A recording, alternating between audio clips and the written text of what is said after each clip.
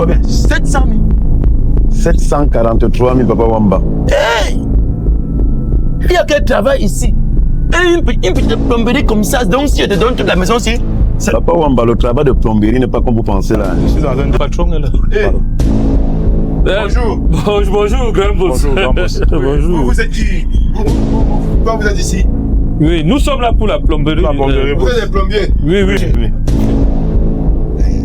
Vraiment, des techniciens. Vous étiez bien convaincants. Vous m'avez dit que vous achetez un matériel, le quartier est neuf, mais ça, c'est...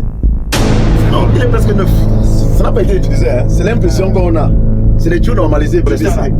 Moi, je suis de partie, mais je veux voir... Je vais vous voir pour une autre avance là pour les gars.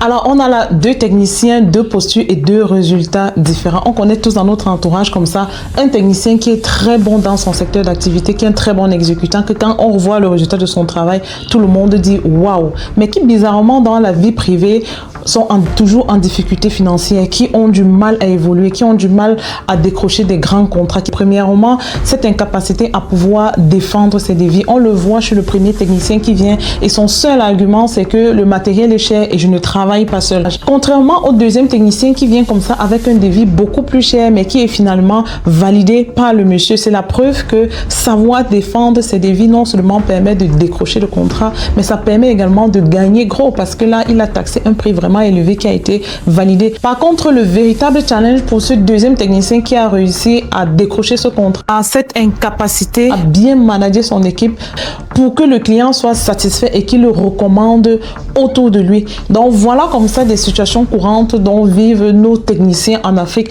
au quotidien. Et il faut reconnaître que ce n'est pas que pour les plombiers, ça c'est valable pour plein d'autres secteurs d'activité, pour les menuisiers, pour les maçons, pour les peintres et même chez les dames, pour les couturiers, chez les décoratrices et plein d'autres. Beaucoup de nos techniciens en Afrique ont encore ce sérieux problème là de balancer des prix qui ne sont pas capables de justifier ou alors de gagner des marchés qui ne sont pas capables d'exécuter de façon professionnelle, de façon à ce que le client soit satisfait. Et c'est justement la raison pour laquelle le cabinet Startup Mama se met à la disposition de tous ces entrepreneurs là au quotidien pour les aider à relever ce défi là qui n'est vraiment pas facile. Sauf que le véritable challenge avec ce type d'entrepreneurs, c'est qu'ils sont convaincus que parce qu'ils maîtrisent déjà sa technique, parce qu'ils maîtrisent déjà son secteur d'activité, il est convaincu qu'il a tout pour réussir. N'hésitez pas à partager cette vidéo avec tous ceux que vous connaissez pour aider un entrepreneur qui serait en difficulté. Il suffit comme ça d'appeler sur le numéro qui s'affiche et ensemble nous allons pouvoir vous aider à vous aussi venir à bout de cette situation là. On se dit à bientôt dans le prochain épisode. Ceci vous a été présenté par Startup Mama, le partenaire de croissance des entrepreneurs africains.